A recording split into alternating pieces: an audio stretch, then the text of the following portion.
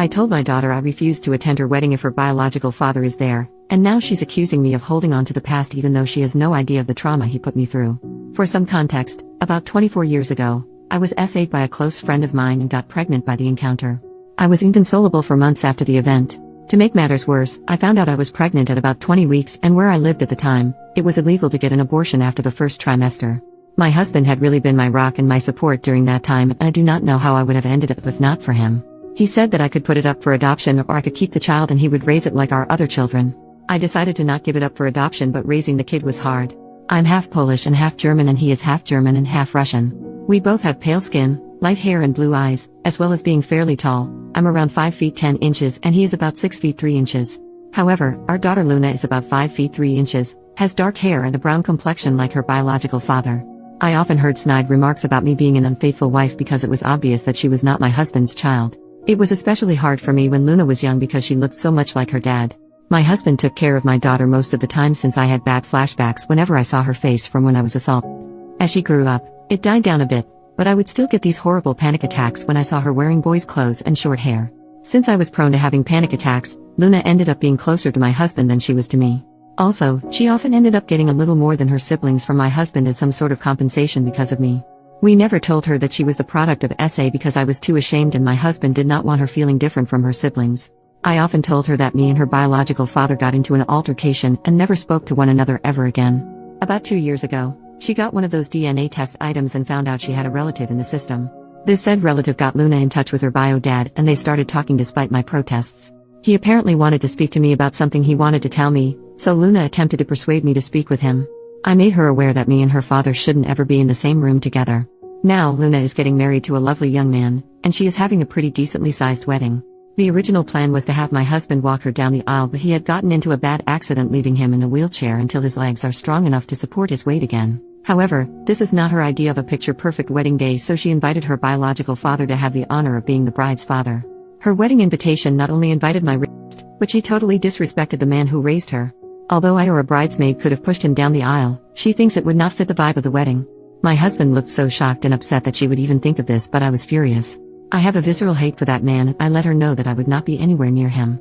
She told me that this is what she wants and there's no changing her mind, so I told her I will not be attending if he's there. She got upset and told me that I shouldn't hang on to the past, but I laid it into her that she doesn't know what happened between me and her biological father, so she shouldn't stick her nose where it doesn't belong. Though I feel terrible about what I said and how I said it, and I can't be blamed for her being born or not knowing what happened since I never told her, I still feel as though my wishes should be respected if I say I don't want to be in the same room as someone. I'm now okay with her contacting her father, I just do not want anything to do with him.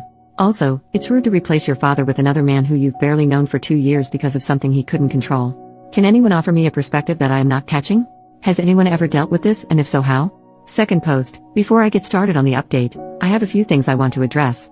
A lot of people have questioned me on why I did not tell my daughter that she was a product of SA. The only answer is that I was ashamed of myself. For some context, before I got married to my husband, I actually was very close friends with my attacker. We grew up together in a small community and our families were close. Our parents even wanted us to be together. He was always interested in me, but I didn't give him a chance until university. I broke it off with him and started dating my husband, but I never cut him off because we were very close. He invited me over to drink. This was normal for us, and when I started getting a bit tipsy, the unthinkable happened. I was very traumatized by the situation and tried to get him jailed, but I couldn't. He had a very good reputation, so everyone believed him, even my own mother, when he said I willingly came over and did it with him. I eventually stopped pursuing because of the social pressure, which only got worse when I found out I was pregnant. I eventually left that place with my husband and the kids to live somewhere else.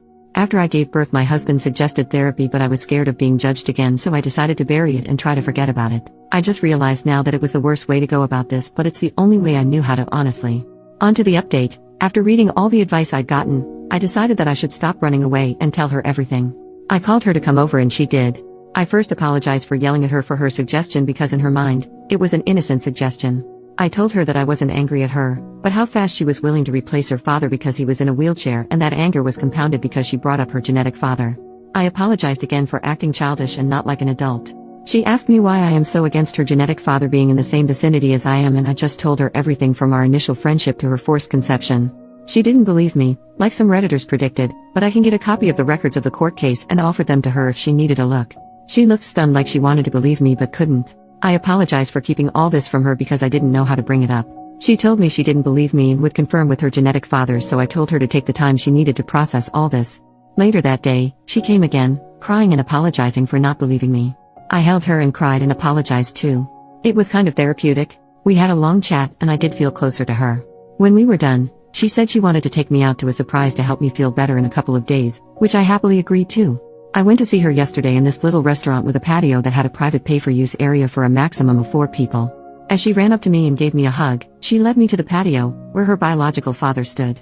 She told me he was here to apologize and start my healing journey. I just wanted to leave, but he grabbed my hand and all those memories I tried to repress just came back out. I started having a panic attack and lost balance, to which he tried to help me keep my balance, which worsened everything. I honestly don't remember how I left, but I ended up in my car just sobbing. I called my elder son to pick me up because I was not fit to drive at that moment. Today, my daughter called me upset that I ruined her surprise, but I was extremely upset with her.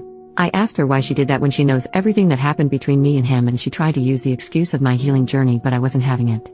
She admitted that she wanted me to get used to him because he's gonna be walking her down the aisle along with my husband and doing the daddy-daughter dance. I told her that while I loved her and respect her decision to be with him, I'm not willing to be anywhere he is. She started complaining about how she wants all her family to be there, and I'm still not forgiving, but I hung up the phone. My husband is aware of everything and stands by me of not going to her wedding, but I don't want this. If my other children were to know, they would stand by me and tell the rest of their extended family, which is going to lead to my daughter getting disowned by the family. There is no need to give me advice on this because I will be seeking professional aid. Anyways, one good thing to come out of this is that I'm finally confident enough to seek therapy. Thank you for listening to my venting, and for commenting on my last post. Happy holidays. I hope you enjoy it with those who you love. Third post. Hello everyone, it has been a while since I last posted on this website. I have a few new updates for everyone that has been asking me. I apologize for not getting to everyone in my direct messages, but I really appreciate everyone sending me support through those tough times. I would like to share some good news before going on about what happened with my daughter. My husband is able to walk again, albeit with a cane, but it is progress. We have been going to physical therapy to help strengthen his legs after his accident. It's good to see him happy and walking again.